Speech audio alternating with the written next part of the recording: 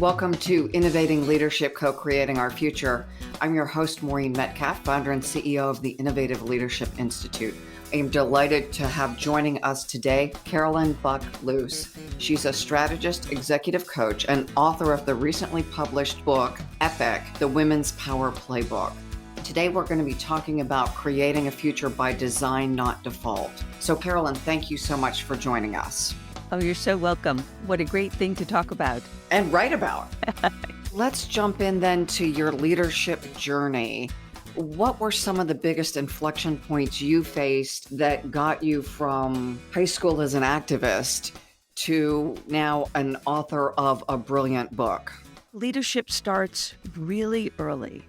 And I'll ask all of the listeners, all of you, to just remember, when was the first time you actually realized that you were part of something bigger and that there was a purpose larger than yourself? For me, that actually happened when I was 8 years old. So I have to even go back before high school.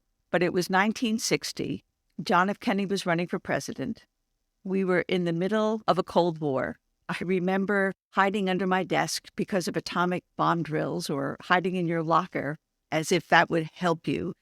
My mother and father were very socially conscious themselves in terms of the civil rights movement and the women's movement. So all of a sudden, John F. Kennedy's running for president. It's televised for the first time. And he said, "Ask not what your country can do for you. Ask what you can do for your country." And that woke me up.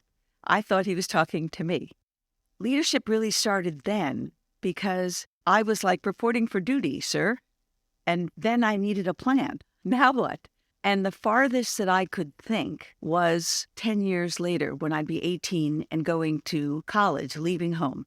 And that was actually the beginning of creating my first decade game. I didn't call it that at the time, but it was when I began to take responsibility for the fact that I needed to figure out, how did I answer JFK's call? That brought me to studying Russian at Georgetown University. And my first job was on a special assignment for Voice of America, which was part of the State Department, to go to Russia, the USSR, and tell America's story, which I spent 2 years doing. And that was really sort of the beginning of the journey. It sounds like a fascinating journey. You also talked about being an activist in high school. Many of us were worrying about makeup and nail polish, or the male equivalent of pep rallies and first cars. And you were already joining the world in a way that was looking at global issues. Well, coming of age in the 60s, there was an awful lot happening. It's interesting because it was pre-internet. Now, I know for some of you listeners, it's hard to imagine a pre-internet world, but it was a world in turmoil that we were aware of because of the Vietnam War, because of JFK, because of politics, because of assassinations. And in my high school, we were integrated, which meant busing was happening, and we were having racial tension in our school. Again, starting at 8 by being sort of waking up and deciding I was a baby citizen and on call, on duty, I was very involved in all of those things that were happening. And I actually organized a walkout from high school to protest the secret bombings of Cambodia that were happening under the Nixon administration. We were also close to the university. So we were in high school marching with the university students in protest of the Vietnam War. So even in the pre-internet days, the turmoil was clear, and it was a conversation around the table. Just like politics is now a conversation around most tables in America, it was at that time. It didn't even occur to me that I should be doing anything other than that. And I will also say that for many of us, we get inspired by what happens close to home.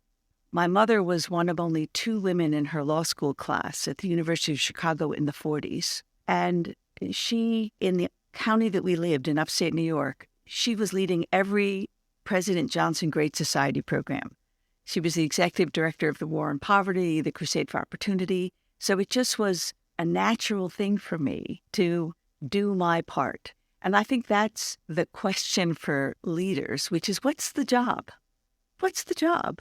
And in high school, it was really clear. The job was not to study biology. The job was to be able to protest when we weren't allowed to talk about the secret bombings of Cambodia. But on the other hand, there were school-sponsored events we had to be at because General Motors was coming in to tell us about recruiting for cars or something like that.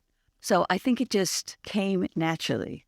When you think about, for all of you listening, thinking about who inspired you, you're either probably inspired by someone or motivated to act differently than someone. But leadership starts early. It's a brilliant point. And one of the exercises we often have our class participants do is look at what are the big punctuation points in your life and what are the themes you took from that.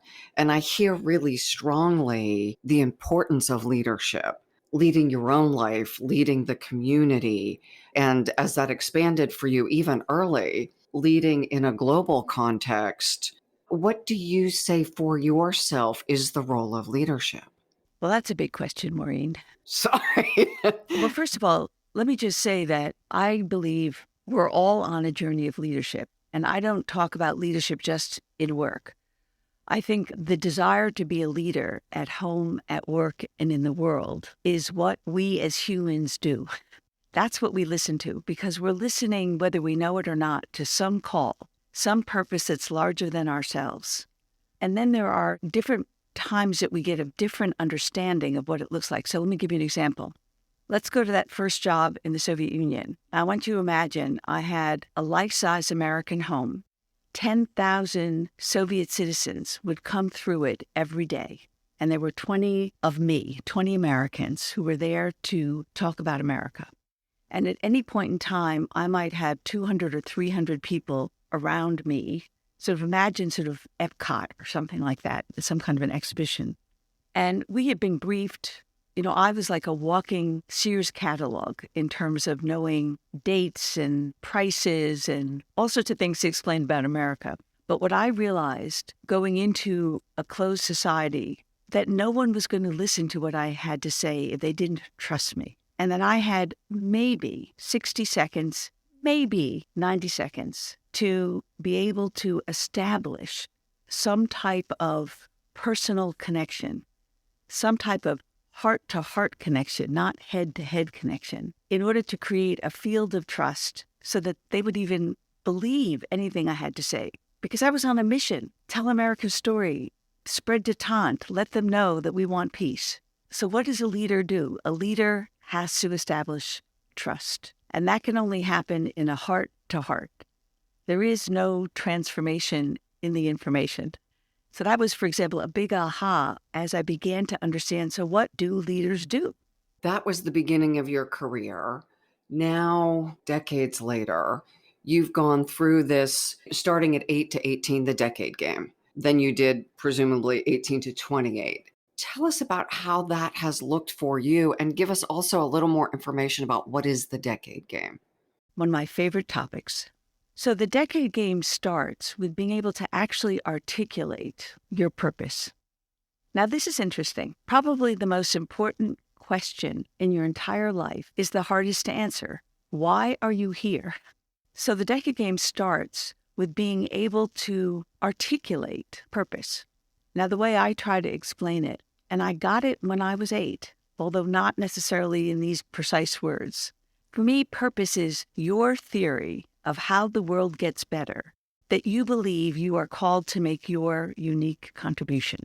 So for me, as I was influenced by my mother influenced by JFK, what came to me, and again, I didn't have these words then, I have them now, is that one of the ways the world gets better is when courageous leaders find their magic, trust their magic, and use that magic honorably in order to create a world that works. Now, I love the word courage. It comes from the word kur, heart, and it means to go forward with your heart in your mouth at times of doubt, fear, and uncertainty. And for me, that was my mother. That was John F. Kennedy. As I began to experience the world in international banking and Wall Street and management consulting, instead I was really looking outside of whatever company I was in and watching how the institutions of the day were no longer meeting the needs of society. That bigger call, what changes that? Courageous leaders who tend to come from out of power in order to be able to change toxic power, to use power for good.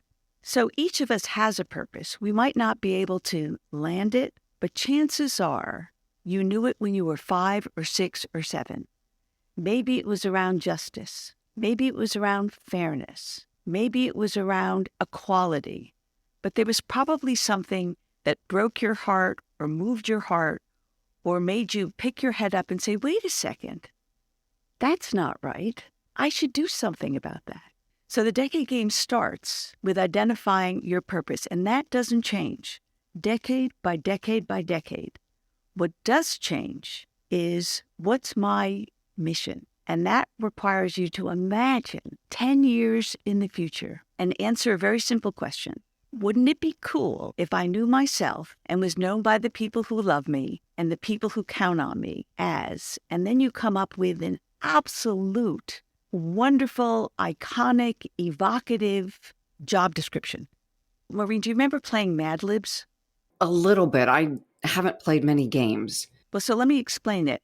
So Mad Libs is you would take a story or sentence and some of the words would be blocked out and you would be told, okay, put an adjective in here, put a noun in here, and you would come up with crazy words and then it would totally change the story.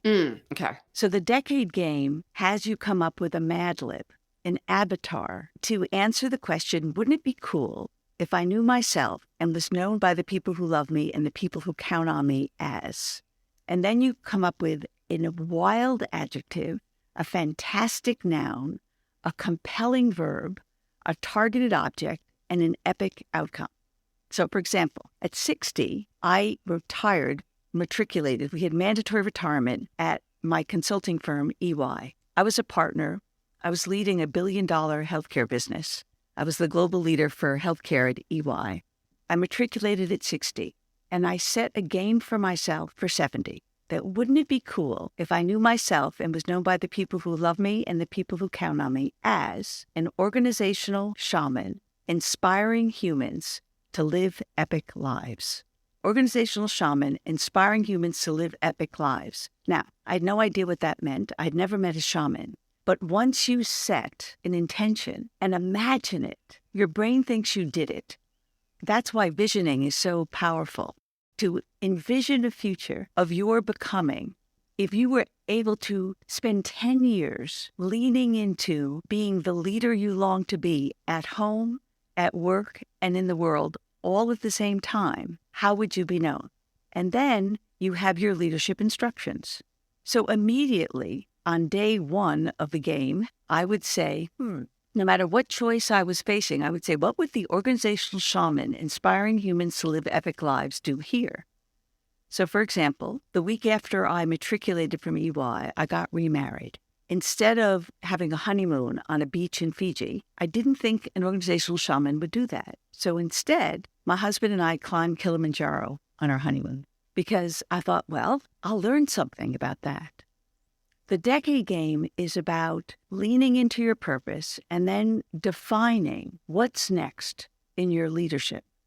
As you long to grow in your leadership at home, at work, and in the world, what experiences you're going to say yes to? What knowledge do you want to learn? What skills do you want to practice? Who do you want to learn from? And who needs to learn from you? It's a commitment to be epic. And that's why the book is not called The Decade Game. It's called Epic. What I want to make sure I underline is epic doesn't mean, in this case, the adjective of bigger than, better than, greater than, master of the universe, king of the hill. Because what I learned about climbing Kilimanjaro is it's not about getting to the top. It's about getting to the center. And that's what leadership is.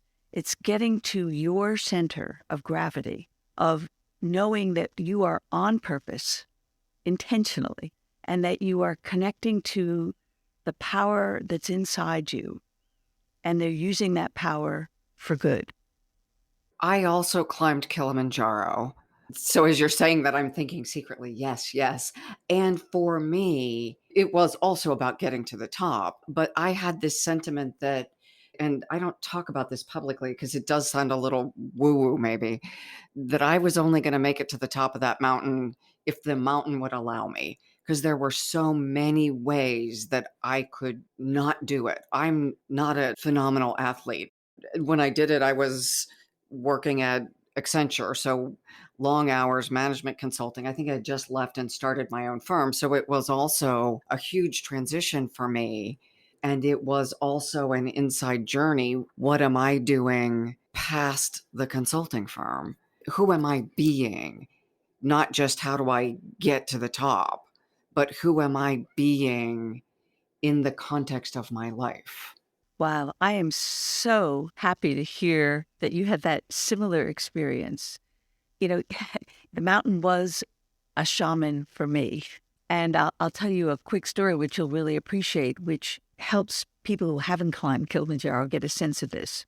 On the day we were summiting, and it was just my husband and I and our guides, I was not in good shape. And we're starting at base camp about 15,500 feet, going up to 19,000.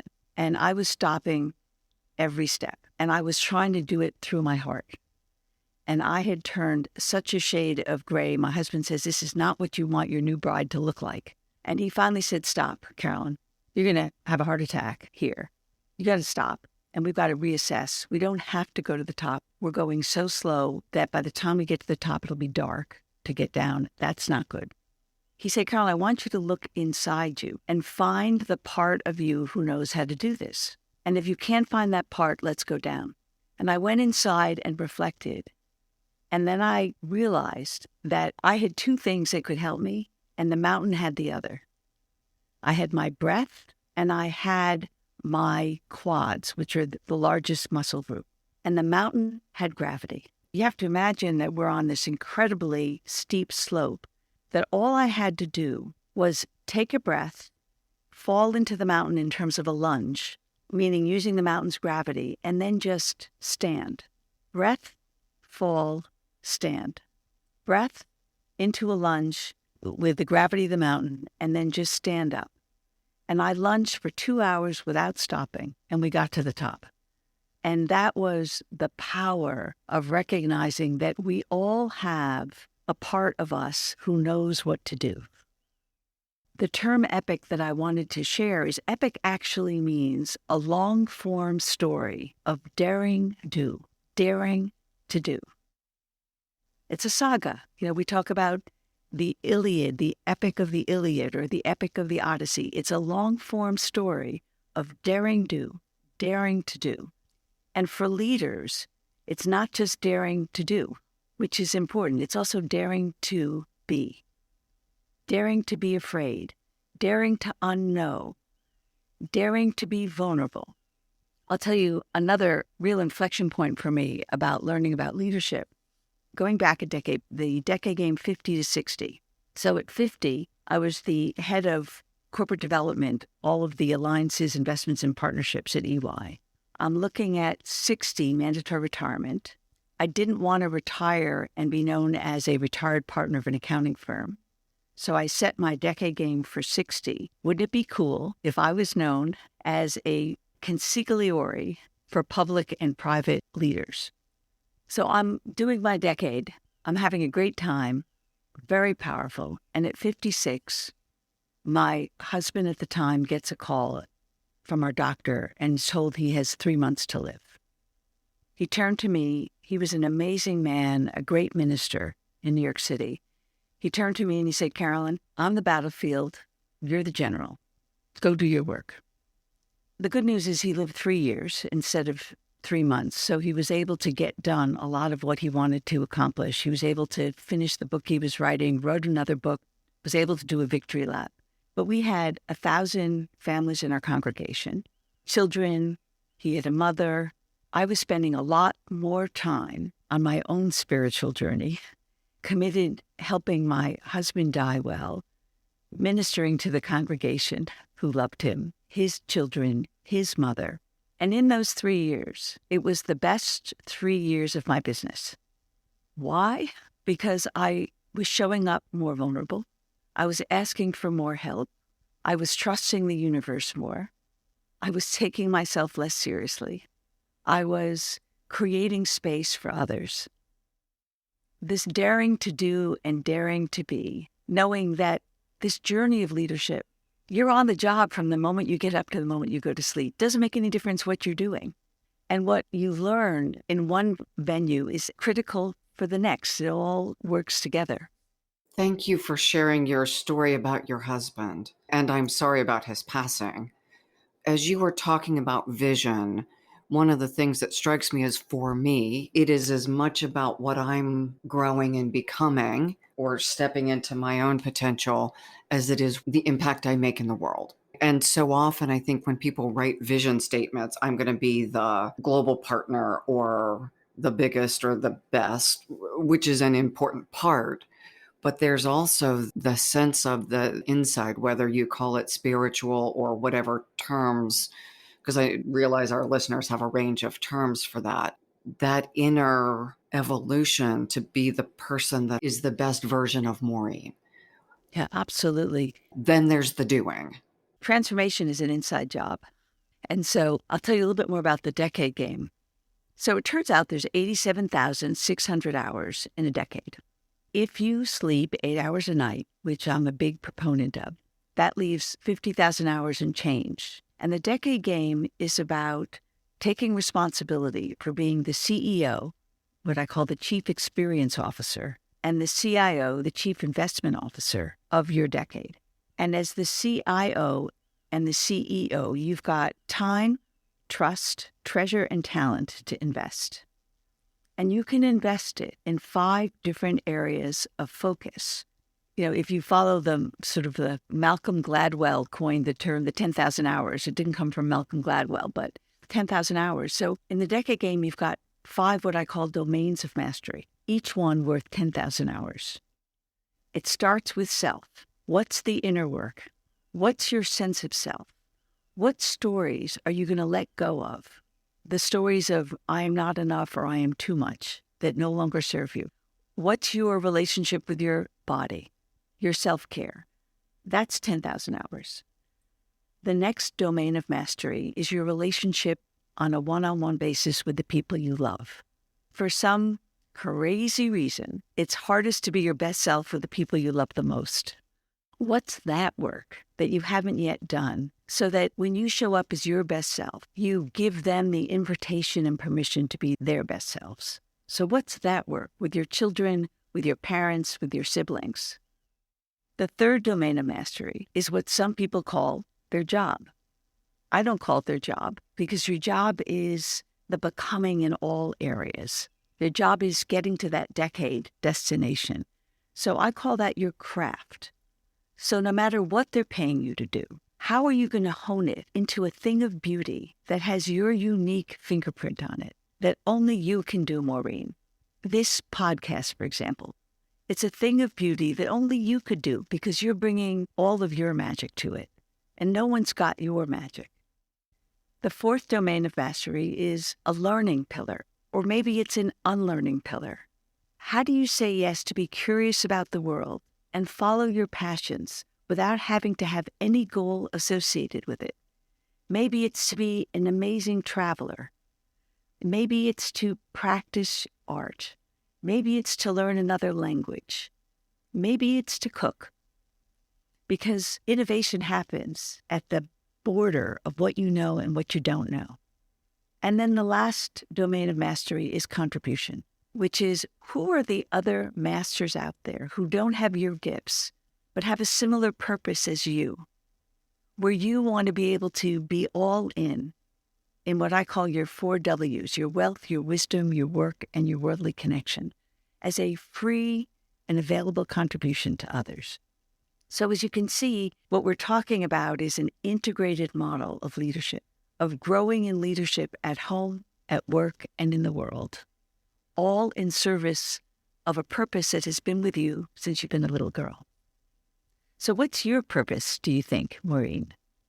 The underlying theme is the same. The words change. It is certainly to evolve and become my best self, because I can't be in service in the world ultimately if I'm not continuing to grow.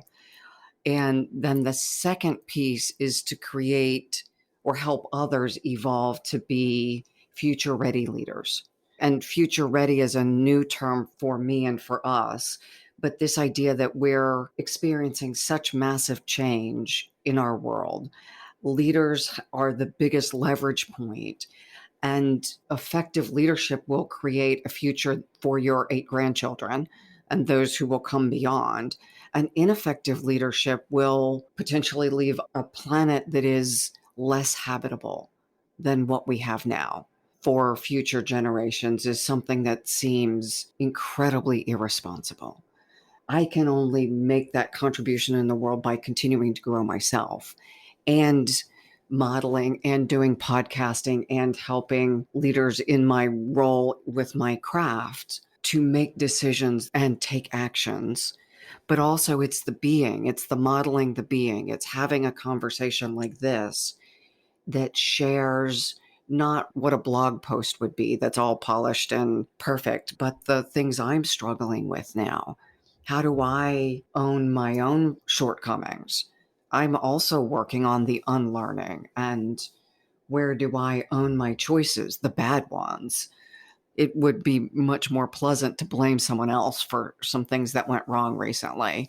But I've got to own that I made some choices that were not optimal. I'm almost 60 and I'm learning as much or more now than I did in my 30s and 40s and prior. It makes me realize I want to say the book is called Epic, the Women's Power Play Book. Now, the decade game works for men or women. Trust me, my husband and all my sons have done the decade game, and many of my colleagues. The book is part memoir, part manual, and then part manifesto. It is geared towards women because I think women have been navigating this leadership question in a man's world for longer than men have been navigating the leadership challenges at home. And therefore, we're more prime for recognizing how challenging it is because we actually lead in the context of a lot of wounded masculine energy and distorted feminine energy, which impacts both men and women because we have both the yin and the yang in us, each of us. And we need to be on a healing journey. And women have to do it together because it's too hard to do it by yourself. And the reason I say that is I have not met a woman in the world, and I won't put you on the spot, Maureen, but I will say I have not met a woman in the world, including myself, who was not born to be a good girl. You're shaking your head because we know what that means. Absolutely. Universally, there are all sorts of things that good girls don't do. There's all sorts of things that good girls can't feel. There's all sorts of things that good girls must do. And every time we lean into power, connected to our purpose, and move out of the archetype of what a good girl does, we hit another character called Goldilocks. And we're told we're to this or to that, and never just right. What I will say about women is that we are all guilty and no one's to blame. We didn't create those stories. We were born into those stories. But it keeps us from being as powerful as possible. Now, the other thing is I've not met a woman in the world who doesn't want to empower others, yet they're squeamish or slightly ambivalent about being as powerful as possible themselves. And let me tell you where I learned this. While I was at EY, I created a course that I taught at the graduate school, Columbia, the School of International Affairs and Public Policy. I called it Women in Power. I taught it for 10 years. And what I found was that here were these women, full-time graduate students in their late 20s, early 30s. They wanted to change the world, just like I did when I was 18. And they hadn't even realized how much power they had already given away. Because the research shows that girls start compromising and leaking power at about 5 or 6. And we don't even realize how much power we've leaked away. Death by 1,000 cuts. And I created this course. I told people on day 1, guess what? I grade on the full range from A to B. So stop worrying about your grade because that's what good girls do. I want you to lean into the work. And this was the work. No tests. Show up for class, read a very eclectic reading list, participate, And at the end of the term, write a personal power paper. Tell me what your purpose is. Tell me how you'll be known 10 years from now. And then do a current inventory of your power, all the different currencies, knowledge, beauty, relationships, persona. And then do a 2-year action plan on how you're going to intentionally increase your power and use that power intentionally to make progress on your purpose. I taught that for 10 years. Everyone said it was the hardest class I took in graduate school, even though there wasn't a number in it.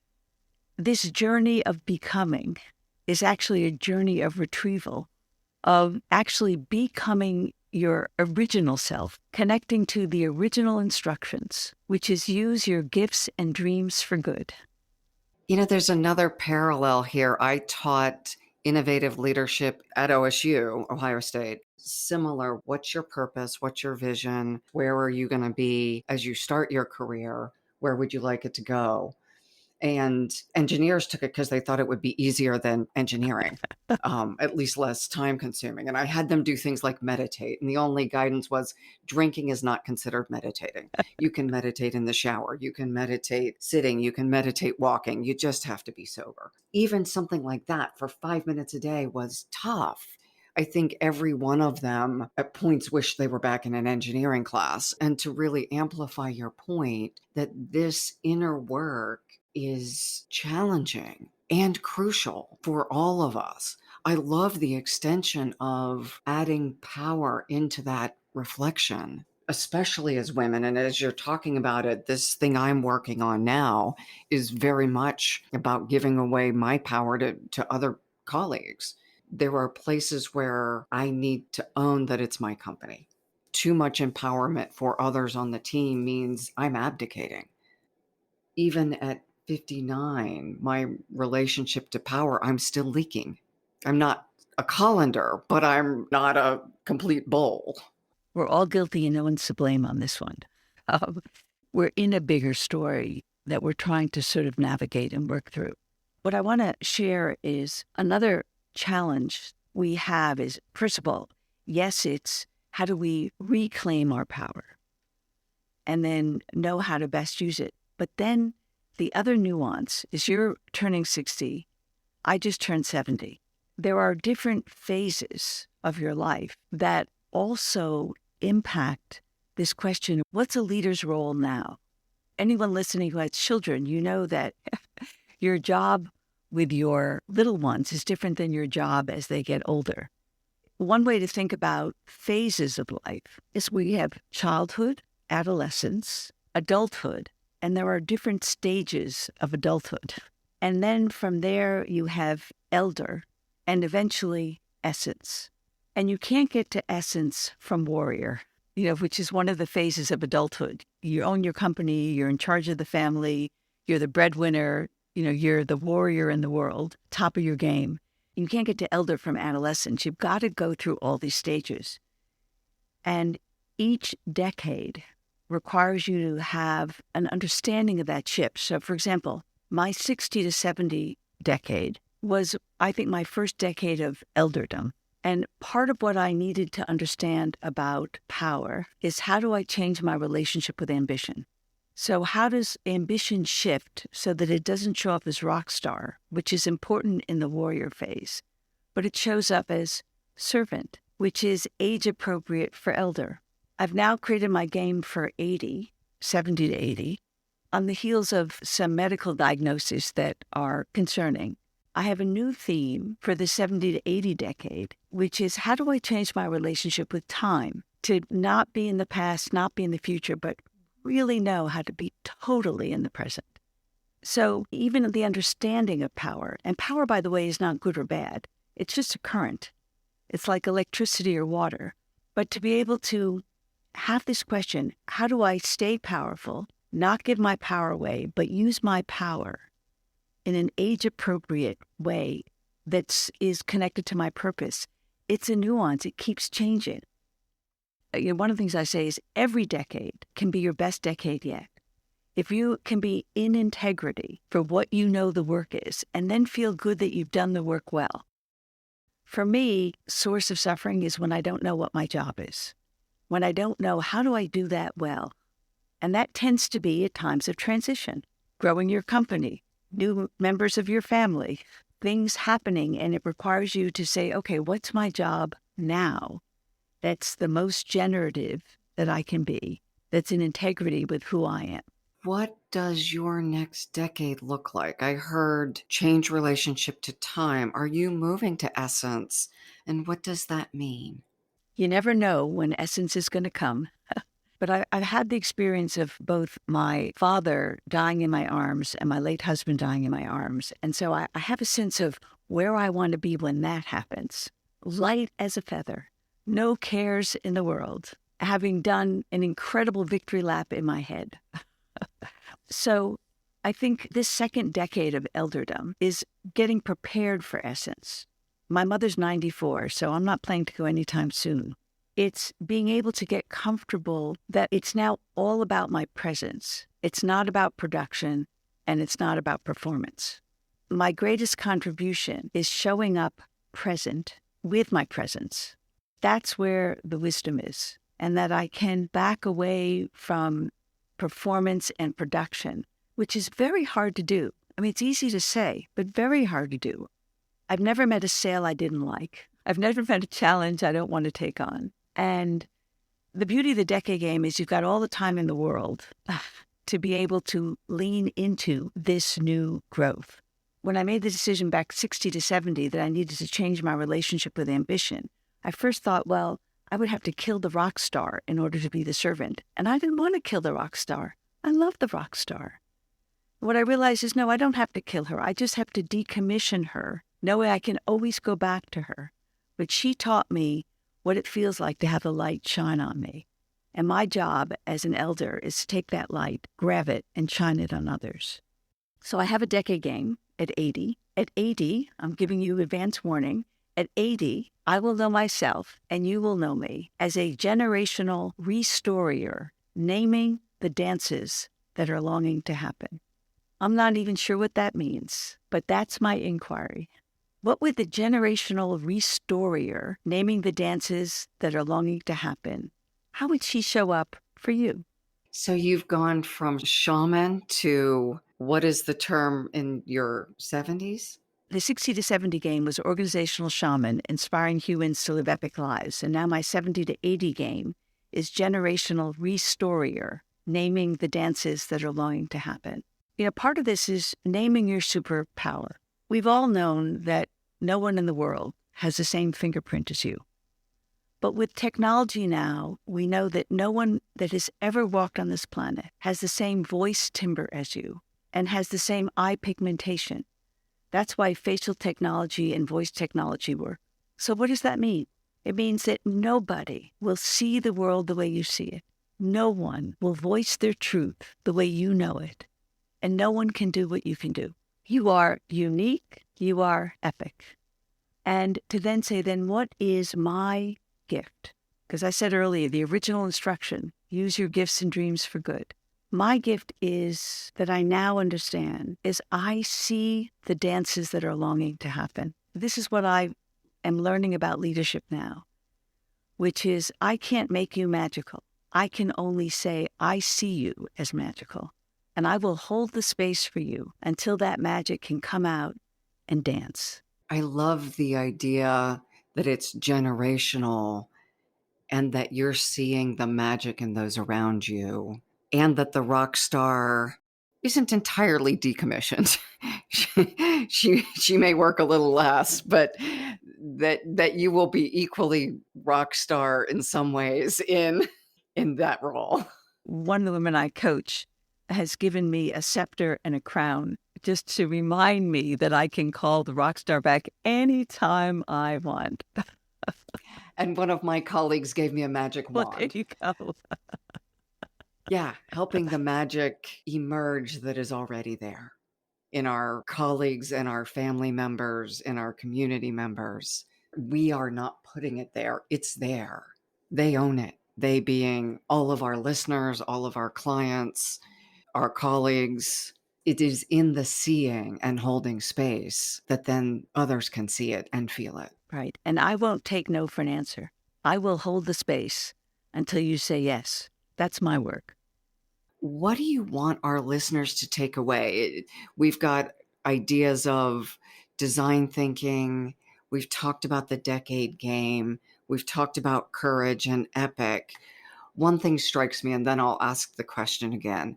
As we summited Kilimanjaro, you leaned in and took one step at a time. I had a similar, not easy trip. We had a larger group, but one guide was with me, and I would take two steps and fall over. And at that point, no liquid remained in my body. So there was the step, step, sick, fall over, step, step, sick, fall over. And he would literally pick me up and put me back on the path. And that does seem to reflect, in many cases, as leaders, archetypally or metaphorically, there are lots of days that it just feels like another step is too much. And yet, part of the job is taking the next step and making it look easy, or at least allowing the vulnerability and the trust. If I can do it, people around me can also do it. That seems like an important message to integrate at this point as we are setting out visions for our next decade. And you're saying, I don't even know what that looks like. You didn't know what shaman would look like. You don't know yet what the next decade will look like. And yet having the courage and the wisdom as an elder to, as you said, strong quads, up, lean forward, let my quads and gravity take me that next step.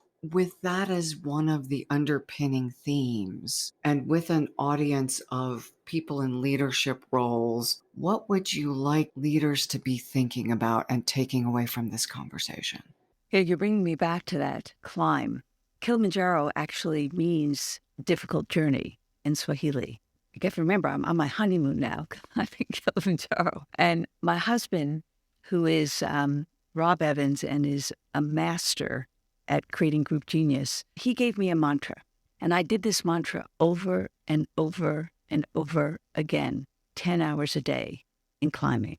Every step, our legs get stronger. Every step, our lungs get stronger. Every step, our hearts get stronger. Every step, our love grows stronger. And that was the mantra over and over again. I actually do think for leaders, it's all about love. I know we don't talk about love a lot, but to know that you are of service, to know that you are of service to a purpose bigger than yourself, to know that you are never out of a job, you might be only temporarily out of a product that you like, because as long as you are showing up in service to this purpose that's larger than yourself, you are doing great work. It doesn't mean that it's easy. And one of the reasons I call the decade game a game is who likes to play a boring game? The harder the challenge, the more fun. But what I will say to people is make sure you're playing your game. Because what I find about what makes leaders anxious, resigned, exhausted, angry, is when they're playing someone else's game and they're not playing their own game. When you are on purpose, in your purpose, then everything that's happening is happening for you, not to you. One of the things that I want people to know is that purpose isn't some big thing out there. It's the ability every day to know that you can discover meaning for yourself and create meaning for others. It's that simple. And to do that, you've got to love yourself, forgive yourself, know that you are not perfect, not be angry at other people when they are not their best selves, and love into the next step and make the next step generative. Generative for you and generative for the people around you. And that will lead you to goodness. Each of those things you said sound doable, and yet I would say they're not easy at all. Loving self, demonstrating grace to myself. I can demonstrate grace to others, but not me. Do you have a practice that helps you embody love and grace as much to yourself as to others in the world? I need to know at the end of every day that I did my job well. And that's why the decade game is very helpful for me. Because if I am on purpose and I can be that catalytic converter and make sure that I have found something meaningful in whatever happened, and then I can lean into that. And that ennobles me to be able to create meaning for others. Then I'm good. People have a gratitude practice. I have a practice at the end of every day of writing down what I call my tiny mighties. A tiny mighty is what's a little thing that I did, a choice that I made, a decision that I made, or something I chose not to do that is so small, meaning I was totally in my power to do that, but it has the star stuff of what my commitment to becoming is, where I can say, yes, I was a generational restorer today, naming the dances that are longing to happen. Victory is mine. And then I go to bed happy. So having a practice at the end of the day and writing it is helpful. Absolutely. And so I have a 10-year journal. It'll say December 16th, 2020, December 16th, 2021, December 16th, 2022, all on one page. And I write my tiny mighties for 10 years. So I can see this was my tiny mighty a year ago. This was my tiny mighty 2 years ago. And I see how much progress I'm making towards becoming. And here's the crazy thing about becoming. The more you lean into who you are longing to become, the more becoming you are, right? So it's about leaning in and breathing. Yes. When you meet someone who really is on purpose, they're very becoming. There's a wholeness about them, which doesn't mean complete. Wholeness doesn't mean complete. Wholeness comes from holy, hale, healthy. It doesn't mean complete. We are not complete. We are works in progress, and we have been in recovery since the moment we've been born. And we're just trying to get back to ourselves. And we can. We have the power of the universe inside us, and I call that epic. Those are wonderful words to wrap our interview on.